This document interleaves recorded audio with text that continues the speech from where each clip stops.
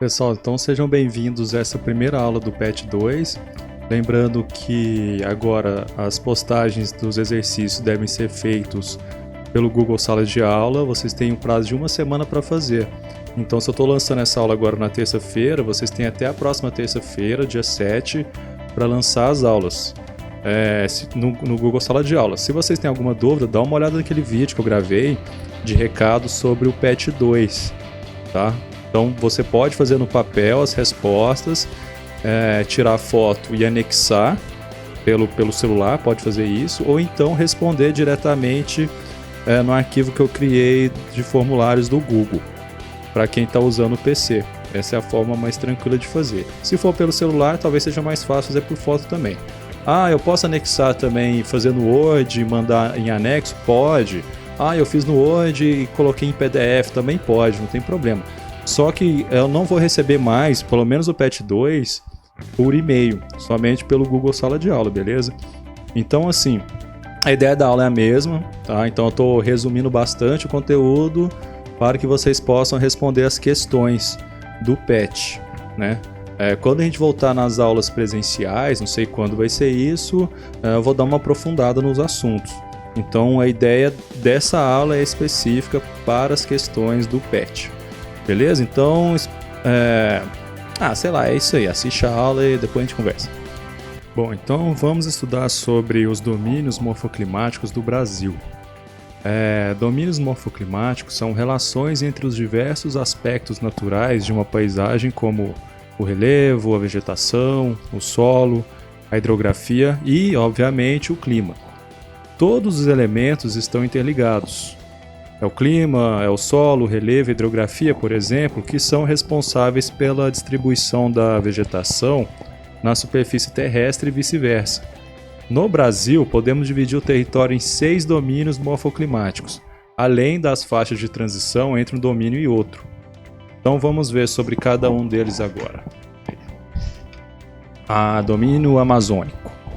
Então o primeiro deles é também o mais extenso, é o domínio amazônico, com predominância de relevos mais baixos, com grandes extensões de planícies. Lembrando que predominar não significa exclusividade, tá? Há também planaltos e depressões na região amazônica. Sobre o clima, o que predomina é o clima equatorial, que é um clima bastante quente e chuvoso. A vegetação, em sua maior parte, é também equatorial, e a floresta amazônica, que é densa, com bastante biodiversidade. Aliás, biodiversidade do território brasileiro ela é gigantesca. Isso é graças, em grande parte, às altas temperaturas médias. O Brasil está, em sua maior parte, na faixa tropical do planeta. Lembrando que nós temos 3 faixas, a tropical, a temperada e a polar. E a maior parte do território brasileiro fica entre os trópicos, entre o trópico de Capricórnio, passa pelo Equador, uma pequena parte. Toda essa faixa entre Trópico de Capricórnio e Trópico de Câncer é considerada zona tropical, e a maior parte do Brasil está presente aí. Então o Brasil tem uma temperatura média alta e é um país também que tem um elevado nível de índice de chuvas. Então tudo que uma planta necessita, né? Que é água e energia luminosa. Então por isso que o Brasil tem uma grande biodiversidade, né?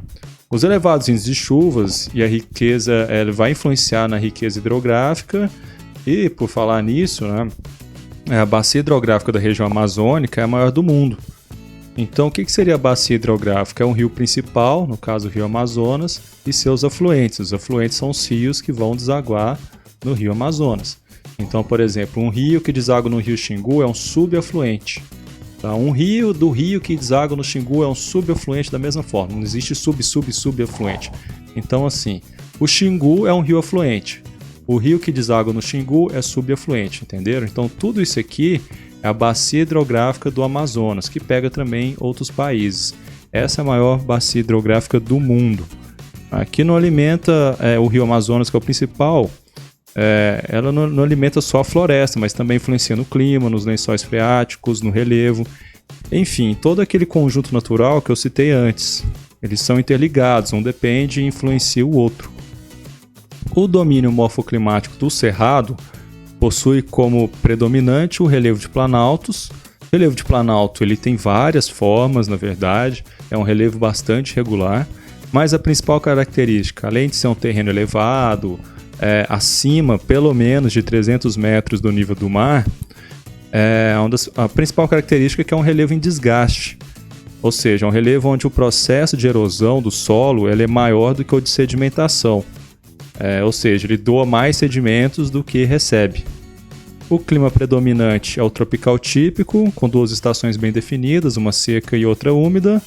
Ou seja, o verão úmido e o inverno seco, nesse caso.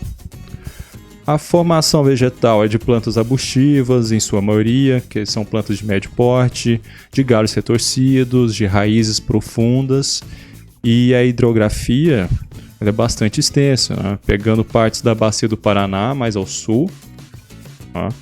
E também partes da bacia do Tocantins-Araguaia, mais ao norte. O domínio da caatinga predomina no nordeste do Brasil, principalmente em áreas do sertão. É a região morfoclimática com menor disponibilidade hídrica do país. A principal bacia hidrográfica é a Bacia do São Francisco. E o clima ele é semiárido, com chuvas irregulares, com pouco volume ao longo do ano. O relevo ele é dividido entre planaltos e grandes depressões. E a vegetação da caatinga é aquela que melhor se adapta a esse clima, aos grandes períodos de seca que essa região passa, com presença de plantas xerófitas, que são plantas, como esse caso do mandacaru, são plantas que conseguem armazenar água e sobreviver por longos períodos de estiagem. É o caso das cactáceas, tá? Essas aqui são tipos de cactáceas. Bom, os mares de morro possuem essa nomenclatura por causa do relevo predominante de serras e de morros de elevadas altitudes, pelo menos no contexto brasileiro, né? O contexto de elevada altitude, uma média aí próxima a 1.000 metros de altitude. Nessa região predomina uma área mais próxima ao litoral, e partes do interior, principalmente no estado de São Paulo, Minas Gerais e no Paraná. O clima é o tropical de altitude, com chuvas mais regulares e temperaturas mais amenas do que no tropical típico do Cerrado. A hidrografia ela é vasta, com presença de bacias hidrográficas atlânticas. É o seguinte, as bacias atlânticas, os rios principais, eles desaguam diretamente no Oceano Atlântico, como o Rio Doce, por exemplo, que passa aqui por Minas Gerais e pelo Espírito Santo. Aí também tem a bacia hidrográfica do Paraná, com rios como o Paraná, o Tietê e dentre outros. Os outros 2 domínios são localizados no sul do Brasil. O domínio das araucárias, que possui um clima subtropical com as médias de temperaturas mais baixas do país.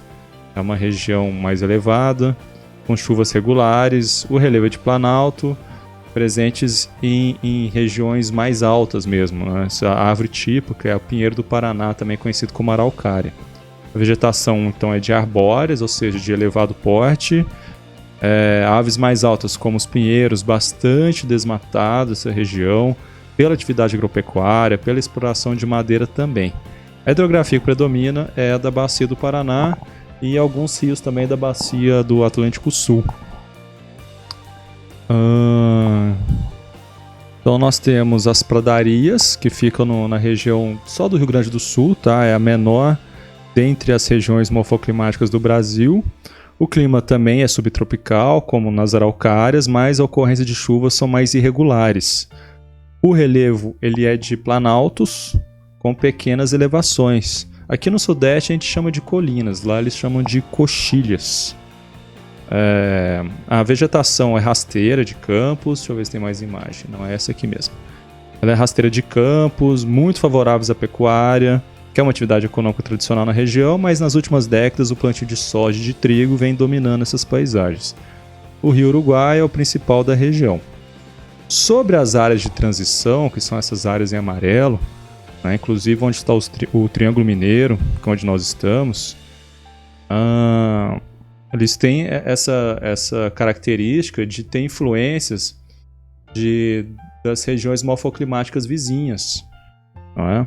Por exemplo, aqui na nossa região nós temos uma influência muito maior do cerrado do que de mares de morro, tanto pelo clima, pelo relevo e pela vegetação. Não é? Dentre essas áreas, por exemplo, de transição, está aqui o Pantanal, que é uma região de planície, a maior planície alagável do mundo, no interior de um continente. Fica entre o estado do Mato Grosso e Mato Grosso do Sul.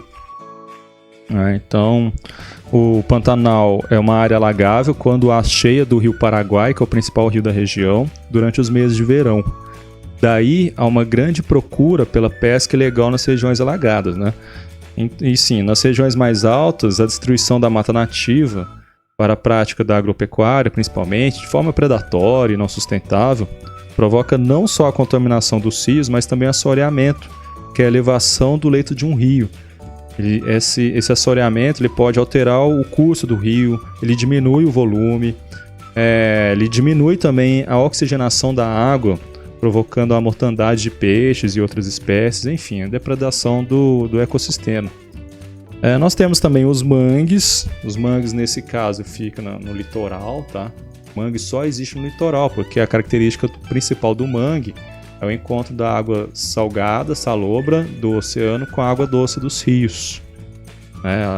Tem plantas de raízes aéreas, porque a oxigenação da água é muito baixa, então as plantas têm esse formato aqui dessas raízes para conseguir mais oxigênio, e é um local de reprodução de várias espécies, dentre elas o caranguejo. E finalmente nós temos a Mata dos Cocais, que está localizada a maior parte no norte do Maranhão, onde predominam as espécies de plantas da família das palmeiras, como o babaçu e a canaúba. Lembra muito buriti também, essas espécies, que são da mesma família. Buriti, que é muito comum aqui na região do Triângulo Mineiro. Se localiza na faixa de transição entre o semiárido da Caatinga e o equatorial da floresta amazônica. E é isso aí. Bom, então esse aqui é o PET 2 do primeiro ano. Tem um texto, dá uma lida. Tem um vídeo também, papapá, e as atividades. Então o que eu fiz? Essas atividades aqui eu transpus lá para o Google Sala de Aula no formulários, tá? Vai estar assim para vocês. Então a primeira coisa que vocês vão fazer é colocar o nome de vocês.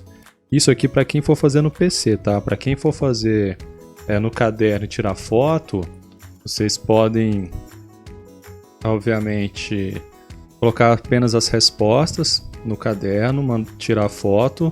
Se for fazer pelo celular, quando vocês vão receber esse arquivo, né, do formulários, vão lá, tira a foto, vai como se fosse mandar uma mensagem para mim e anexa as fotos, tá? Então eu vou saber que vocês fizeram e vou dar uma olhada. Agora quem for fazer no computador, então vai ter os formulários, você vai poder responder por aqui. Então vou escolher uma turma aqui. E as questões que estão lá eu transpus para cá. Só para vocês darem uma olhada. Então a questão 1. Que fatores contribuem para a distribuição da vegetação na superfície terrestre? Eu falei sobre isso no início da aula. Letra B. A biodiversidade brasileira é tão grande quanto o nosso território. Quais os principais motivos para tanta diversidade? Também falei sobre isso na aula. De todos os domínios morfoclimáticos apresentados, qual possui a maior diversidade? E por quê? Se você entendeu a lógica do porquê da biodiversidade do Brasil, você vai saber qual que é a região com a maior biodiversidade.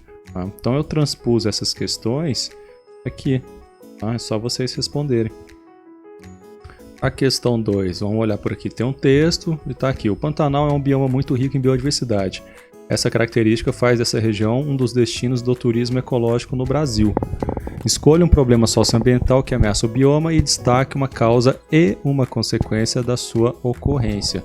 Eu falei sobre isso, sobre alguns problemas lá no Pantanal. Se vocês quiserem dar uma pesquisada e falar sobre outros, né? Eu falei sobre assoreamento, mas tem mais alguns, então fica a cargo de vocês. A questão 3 é um quadro. Então o que eu fiz? Eu transpus o quadro para cá e onde vocês teriam que completar, eu coloquei letra A, B, C, D, E, F, G, H.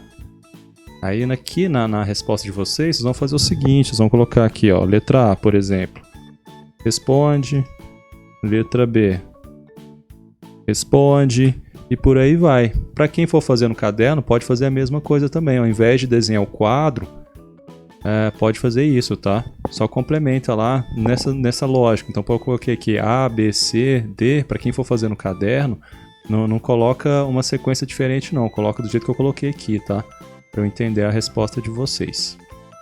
A questão 4 tem um gráfico, vocês vão analisar ele e responder essa pergunta. Com base no gráfico abaixo, quais são as condições necessárias para a ocorrência da defloresta tropical? Então, nós temos aqui, nessa linha vertical, a temperatura média. Então, de menos 16, 0, 16 e 32. Então, vai só aumentando a temperatura. E aqui nós temos a precipitação, que é os índices de chuva. Quanto mais para a direita, mais chuvosa essa região. Quanto mais para cima aqui no vertical, mais quente essa região. Então, quais são as condições de temperatura e de precipitação média para que ocorra o clima de floresta tropical? É bem fácil, é só você analisar aqui. Tá? Onde que está a floresta tropical? Está em qual temperatura média? Em qual índice pluviométrico anual? Então, terminou de responder, só clicar em enviar e tá beleza. Lembrando que vocês têm até o dia 7 de julho para me enviar, seja por foto ou seja aqui pelo formulários, ok? Lembrando que eu tô aqui na conta, né, @messiaspedreiro, ó, o meu endereço aqui é rafael.pacheco@escolamessiaspedreiro.com. Se vocês forem tentar entrar por esse formulário com seu e-mail pessoal, vocês não vão conseguir, tem que ser aquele e-mail da escola que vocês receberam, tá? Aquele mesmo que vocês entram no Google Sala de Aula. Então é isso. Bom, é isso. Espero que vocês tenham entendido. Se não entendeu, assiste de novo. Ou então faz as perguntas lá. Eu tô assessorando aí o pessoal que tiver dúvida. Na sexta de manhã, das 7 até as 11h30. Tá? Bem que não aparece quase ninguém com dúvida às 7 horas da manhã, né? Agora... e à tarde também. À tarde eu tô ficando lá de plantão da 1 até 3h30. Normalmente à tarde é o pessoal do primeiro ano e de manhã pro pessoal do terceiro. Mas você sabe, às vezes vocês mandam lá uma pergunta ou outra, na quarta-feira eu respondo, então não tem muito problema com isso não. Mas assim, se quiser uma dúvida com uma explicação por vídeo ou algo assim, ou por chat ao vivo lá na hora, aí o atendimento vai ser na sexta-feira, tá?